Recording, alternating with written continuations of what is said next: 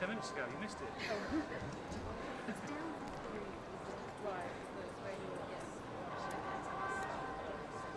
And it's just going to be an announcement. Presentation.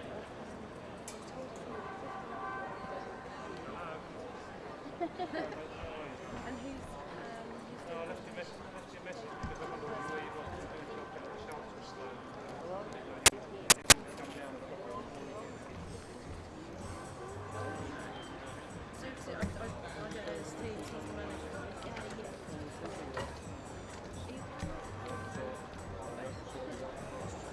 Is it Alan Ayer? Yeah. Oh, right. See you.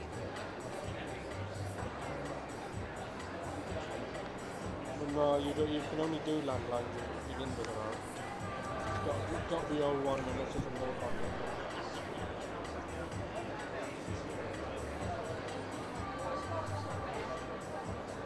Nah, it's up in Chester, no? Wouldn't need a nice thing for that.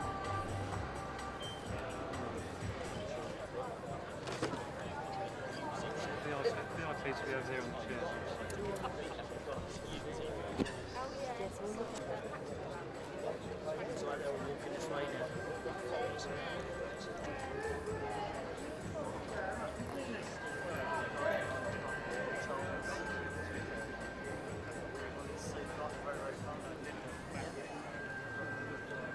There's too many people up there. He's either got like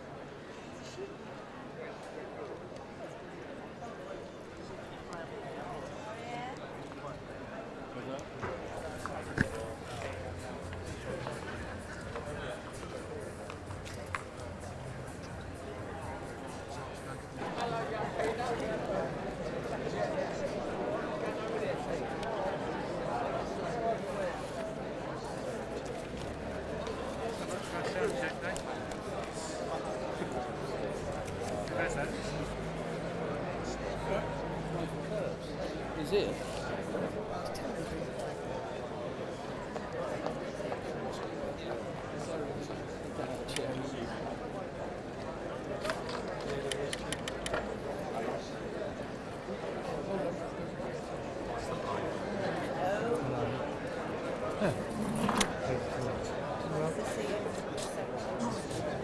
Yeah, just about. A few tears shed up there. Oh, I know. I actually got myself a big handkerchief because... Yeah, I was the same. No, it was good though, wasn't it? Yeah, You did it well. excellent. Yeah.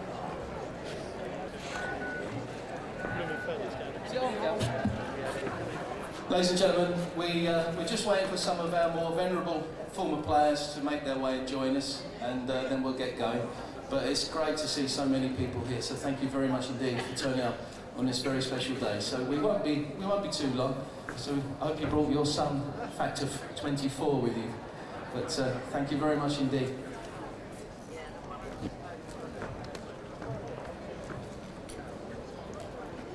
Yes, you haven't seen Billy Keane by any chance? Oh, there he is, Billy. Just wanted to know where you were.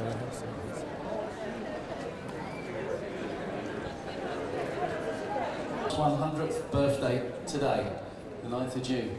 And we are, as you can see, about to unveil a statue to a very special person. Around the ground, as you can see, as you've come in, you can see various images of Sam Bartram. Now that's part of a work created by our Centenary Schools project. It's been a fantastic project involving school children from 8 local schools, and it's told them all about the history of their football club and the history of the area they live in, of Woolwich and of Charlton. And the schools, and they're all represented today, the schools that took part are Charlton Manor, Greenslade, Mulgrave, Cardwell, Eglinton, Cherry Orchard, Fosdene and Middle Park. And you can see further examples of the projects and what the children have been doing around Charlton's history and Sam Bartram in particular when you go into the North Stand after this event. I would like to thank the organiser of the Schools History Project, Peter Daniel, for all the work that he's done, and also Jonathan Boast and our own Ben Tegg and Natalie Evans. Welcome also today to the representatives of our community trust, and we're delighted to welcome members of the Centenary Committee who have worked so hard to achieve what we're about to do today. And obviously we're delighted to welcome most, if not all, of the members of our Board of Directors this afternoon. A number of people and companies have been major benefactors in the project. Literally hundreds of Charlton supporters donated to the statue. We raised this money in an amazing 10 months, ladies and gentlemen, and we couldn't have done it though without A, those donations, and B, we couldn't have done it without the Bronze Age Foundry, who've done a fabulous job, as you'll see soon. But I really would like to thank Aggregate Industries, who have worked overtime. They were the first company to say right at the outset that we'll support the Sam Bartram statue, and they've worked overtime this week to ensure that the plinth is there and in place. So I can't thank them highly enough. And one person I really should thank as well is David Smith, who, when we said that we wanted to unveil this ideally on the club's 100th birthday, David came in and helped us ensure that we could do that. And I really would like to ask you to show your appreciation, please, to David Smith and everyone who's donated to this fantastic. Stay there, because I want to give you a Now, minute. we've been enjoying a fabulous play that was part of the History Project, and the audience was made up of our guests, but also huge numbers of our former players. And we're absolutely delighted to see, I can't name them all, but I will name people like Peter Croker, Les Fell, Albert Bogart, John Huey, Brian Kinsey, Eric Lancelot and Billy Kiernan, particularly because obviously they knew Sam Bartram and they played with him. And in the play, it refers to the 46 Cup final. And at one point, Eric Lancelot shouted out, "I played in that," during the play. So absolutely delighted to see the former players here. And of course, other heroes are here like Derek Howes, who's worked his socks off throughout our centenary season. Derek, we really appreciate the work he's done.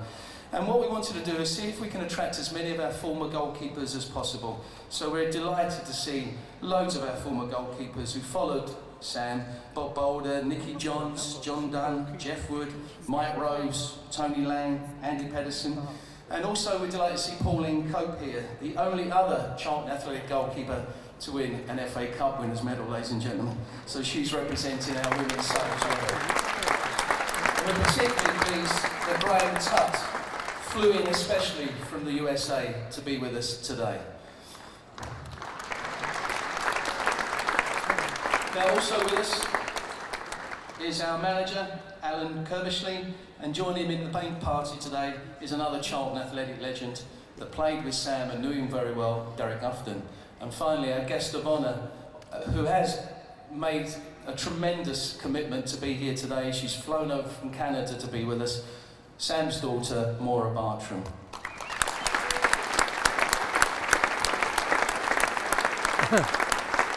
Now, before we ask Maura to actually unveil the statue, I'd like to invite Alan Kirbishley just to say a few words. Alan.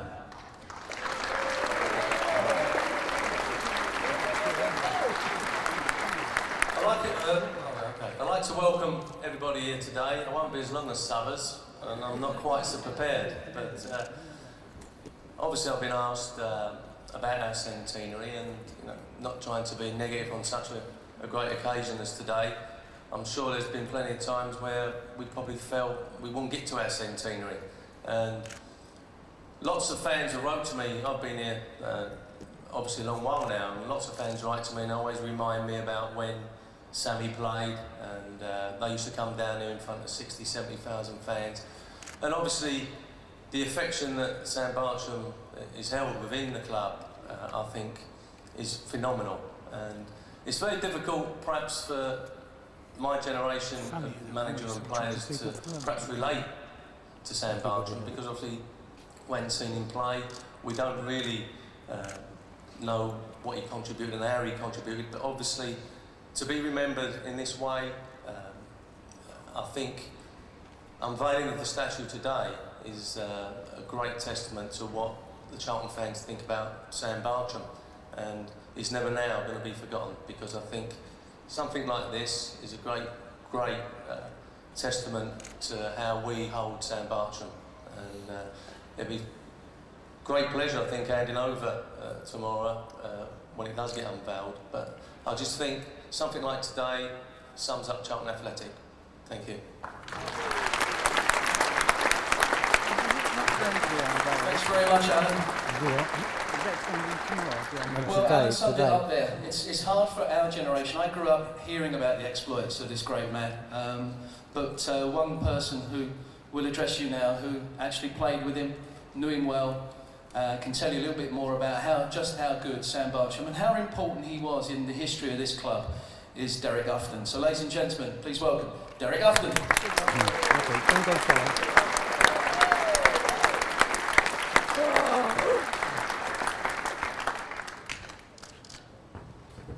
Good afternoon, folks.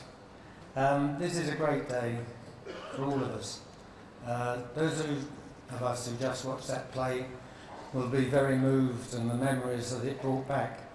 So there are a few people here today who bring back great memories for me as well. So before I talk about Sam, I'd like to say a special hello to Albert Newton Bogart, who's come all the way from Cape Town today.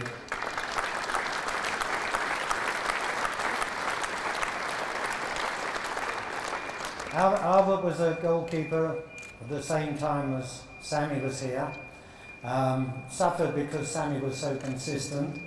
But if anybody was a little scared of a goalkeeper, it was of Albert, because he used to get tremendous publicity, as you can imagine. Humphrey Bogart was the star of the films, and he was our Humphrey Bogart here at the Valley, and scored a goal, which frightened Sam to death, because he thought if he's got a goalkeeper who can score goals, he might be under a little bit of pressure.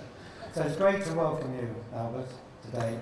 I don't know if Eddie Marsh is here. He drew up from Torquay, but he may not have made it. And he was the other goalkeeper at that time with me and Albert, who spent 10 years waiting for his chance, and he got the odd game, but waited and waited forever. And the other one I'd like to especially welcome, who has already had a mention from Steve, but Graham Tutt, who's come all the way from America. And when I was watching after I finished, I thought that Graham especially had something to offer, and unfortunately got that very bad injury, a few of you will remember. But pleased to see you, Graham, and great to have you with us.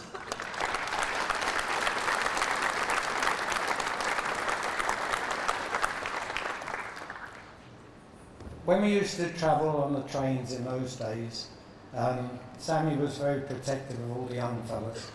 And Billy Kiernan was here when I got here, and he'd just got in the side as I got 4 weeks before I got in the side.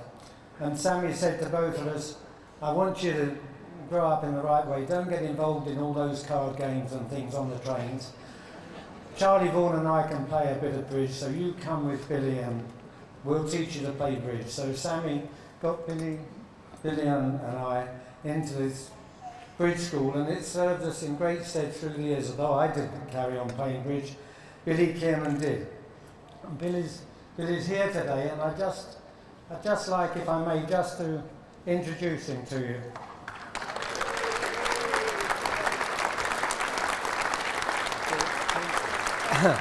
Now, I have to tell you this, and I hope you don't mind, but Billy and I shared a room in all the away games.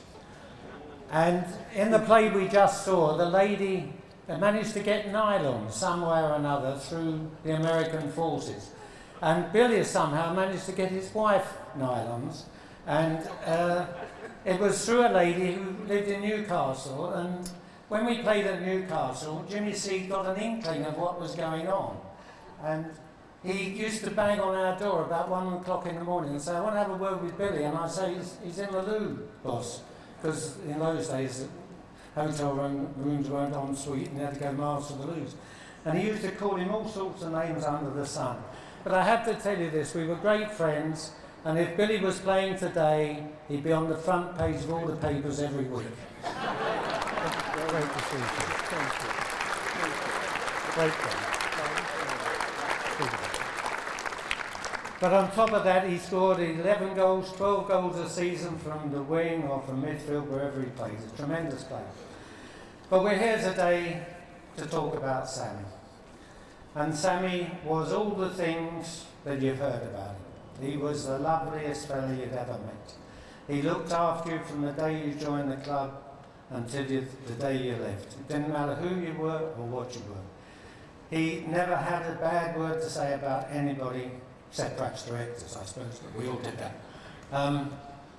And it is hard to put into words and describe how tremendous a figure he was.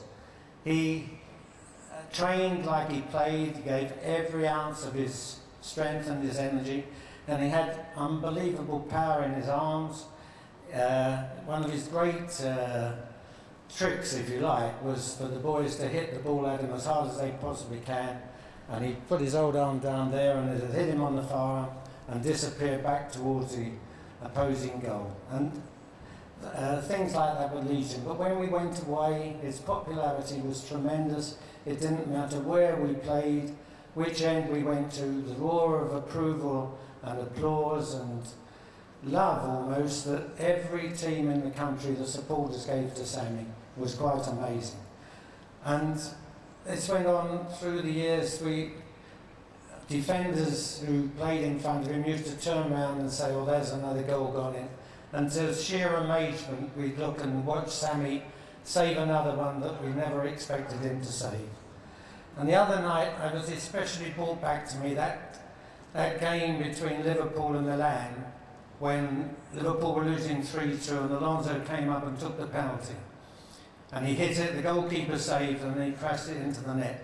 We had something exactly the same at West Bromwich Albion away. I think it was 1-1, and they got a penalty. Ronnie Allen, an England player at the time, took the penalty, and Sammy saved it exactly the same size as Alonso's shot. And Ronnie Allen ran in and cracked it in exactly the same way as Sammy was back on his feet, and it hit him on the forehead and went for a corner. It was a tremendous, marvellous save, and Sammy was out for quite a few minutes. And and you have to remember what a showman he was, and he knew, really, I think, that the crowd appreciated that, so he stayed a little bit longer. And one of his great things that he'd tell you about was that he wasn't a goalkeeper when he first started, and he played up in the northeast there in the Borden, Colliery Welfare and all the teams around there as a right half or a left half. And he even had a trial for Reading as a right half. So Sammy was always on about what a good outfield player he was. And that day he headed the ball, and as I say, he was laying, and he got up on his feet because he saw the stretcher coming, and there was no way Sammy was going off the field, no matter what happened. And I remember saying to him, Sam, you're all right, what a marvellous save. And he said, I always told you I was one of the greatest headers of the ball ever. But to take it all into context, you just have to look at his record. He joined the club in 1934, got in the side 18 times or something in the first season when they got promotion from the third to the second. He played 39 games in the second season when they got promoted from the second to the first. And then the 3 years before the war, they were third, second and fourth. And Sammy played in all of those games. He was only 25 when the war broke out, so he missed his six best years. Came back after the war, played in both cup finals, played until 1956, only missed 15 games in 13 seasons. And if you think about that, and all of that time we were in the old First Division, and the year that he left we went down. It almost beggars belief. It's such a great record. And as a man, he was exactly as marvellous as that record states. I had the tremendous privilege of being a friend of his until the end. I still miss him greatly. Sammy Bartram. He personifies all that is good in Charlton Athletic. If we're supposed to be the nicest, friendliest club in the country, Sammy was the nicest, friendliest man in the world. Sammy Bartram, your home.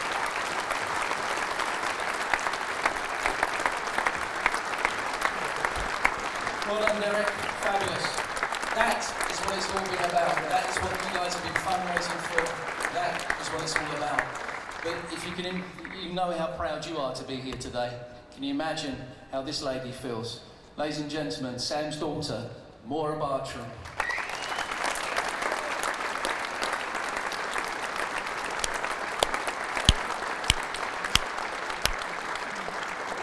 Yeah. Thank you, Derek. This man was the kindest, gentlest man you would ever want to meet. He was the man who always called me pet. And he was a great man. And thank you so much for everything you've done. He would be so, so honored. Thank you.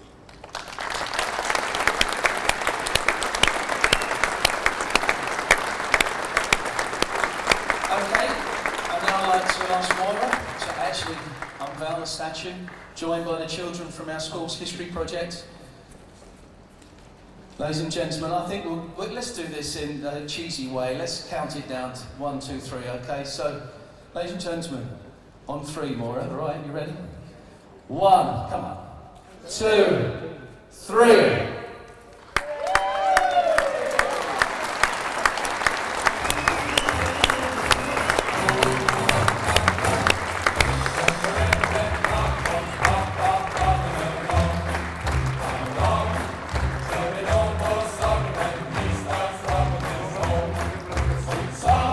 Ladies and gentlemen, I think you can agree that is a fabulous statue.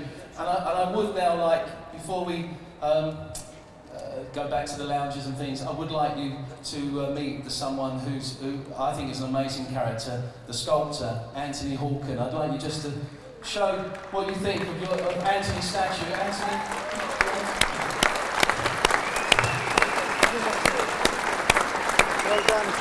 It's an amazing story. When we first met, we were receiving letters that we should mark Sam in some way in our centenary. And out of the blue, Anthony wrote me a letter introducing himself. And it's amazing. Anthony's family have supported Charlton all their lives. They knew Stuart Leary very well. Sam Bartram was Anthony's dad's hero. So for someone like Anthony to actually do this as well. But what's it meant to you, Anthony, to work on this project? It's been the most important project so far of my life, probably the most important. My father's watching. He'll be very, very jealous. I sat next to one of his idols, Derek Afton, have made the statue of Sam. I just hope that the statue is representative of the past, the present and the future. So I just hope you will enjoy it. Thank you very much indeed. And I will just echo that. Yes, it's a statue to the club's record appearance holder. Yes, it's a statue to Sam Bartram. But it's also representative of every single footballer that's ever put a pair of boots on in our first 100 years. So ladies and gentlemen, thank you ever so much for joining us today. It's been a special day. What's going to happen now is our former players and their guests will go back to the North Stand Lounge where they have a buffet. If you give them 5 minutes and then if you'd like to join them for a drink, you're very welcome to mingle with the former players and go into our North Stand Lounge, but go in via the North Stand reception, ladies and gentlemen. And then the boardroom guests will go up for the boardroom with Bartram's family. So thank you very much indeed. I'm being shouted at. We've just got one more presentation to make. Maura, would you like to come up here, please? And guys, would you like to present some flowers to Maura? Thank you very much indeed, ladies and gentlemen. Can somebody say thanks to Steve? I don't know, during this 17 week in the field or anybody? Guys, that's it. Thanks ever so much. Here's to Alan and the team next year, so here's to the next 100 years. Thank you very much indeed, ladies and gentlemen.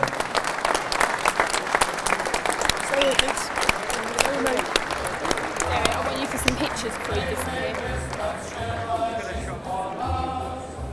Have you seen Judy yet? Do you remember Judy, my wife? I don't remember Judy, your wife. I don't remember. No? Oh, that's right. I've got him. I'll see you upstairs. You go upstairs with him. If you could head over to Moira so I can do a group picture with you. Right. We're going to do some photographs, so could you give them some space for the photographers? Back a little bit, please, guys. And John Huey, who actually played in goal. John Huey's here, ladies and gentlemen. John Huey, who actually played in goal for this club as well. So John's going to get in the picture. Oh, and Gritty, you were in goal as well, weren't you? Come on then, you get in the picture as well. Anyone who's ever played in goal for this great football club. We've got Bob Boulder over there, we've got Jeff Wood. Right on tight, ladies and gentlemen.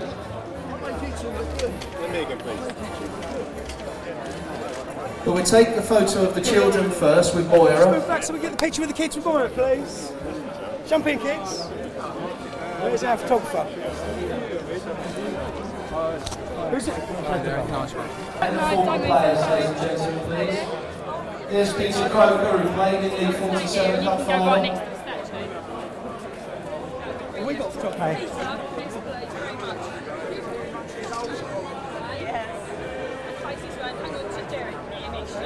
Peter. Yeah, right. Hello, Come dear. next to me. Hello, dear. How are you? All right.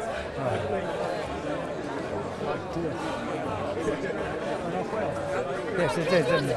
It's great to see so many people here join us on the club's 100th birthday for this very special occasion. We're delighted to see You have so to many look towards the cameras this way a bit, this way a bit. Well, to your left a bit. But I think they're turned off by now. There's another one there, but he's doing the sweep. We're done with the kids. Ladies and gentlemen, can I ask you to give a special round of applause to Peter Croker here. Peter's still a great servant of the club. He attends every function we ask of him. He's a great, great ex-player of his club. Right, we want you. Somehow I think that's going to be heard quite a lot. So for the players, if I can ask you to meet at the statue. Eric, how are you? Great to see you. Do you remember coming with your medal? John, Brian. Do you still live in Brighton? You had a hotel or something? That's right, yeah. Thank you very much. All the former players, please. Yes, I had a Meet by the hotel. statue, ladies and gentlemen. Sold it when I was 55 and haven't worked since. Well done, great stuff. Mike Bailey. I play bowls now, that's all I do. So it serves Jimmy Seeds right for letting you go when you did. Les Fell, 46 cup final. I can't believe that's Peter. I can see this little thing going The other two when we won the Right, ladies and gentlemen, five-a-side. I can ask you just to move back so that the former players can have their picture. Would you like those then? And there'll be plenty of room for everyone else to have their pictures. There's Charlie Hall, ladies and gentlemen. Coming with the goal. Try not to crowd the former players except for photograph. Right. That's right, yeah. Did you ever see Roy Bicknell? He lived in... I didn't know until I read about it.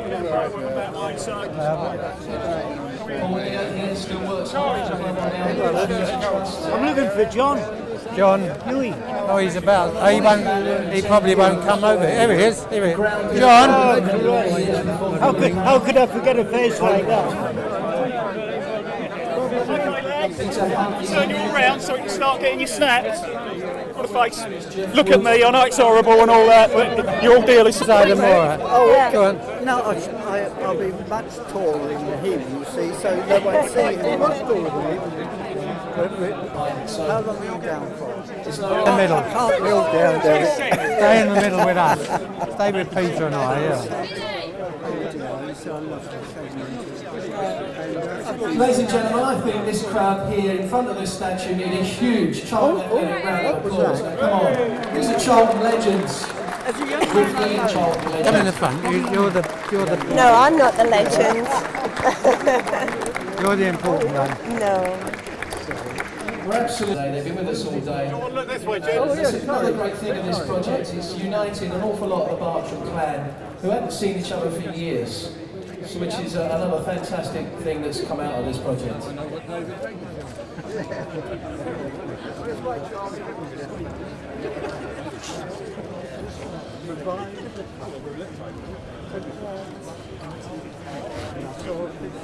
we doing, Emma? Morris, get in this picture.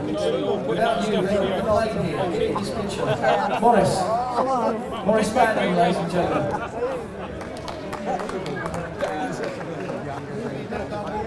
Charlie Hall is in there. Sing down here, gents.